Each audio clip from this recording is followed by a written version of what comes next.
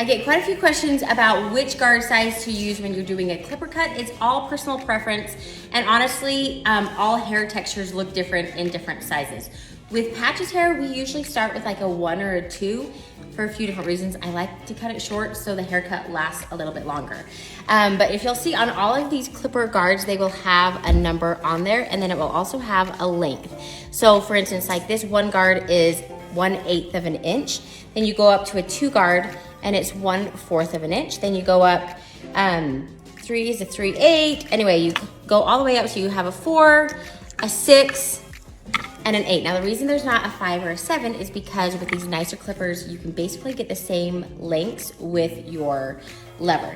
Now I will have to say, if you choose to go up to like say this number 8, which is a 1 inch, see how much longer that is. A lot of hair will actually fall through. Like if you're doing this, you're not going to get as concise of a haircut as, say, for instance, if you were to use a 3, and you have a lot more control with the clipper guard of a number 3. So if you want a really short haircut like we like to do on the sides, I would suggest using a 1 and a 2.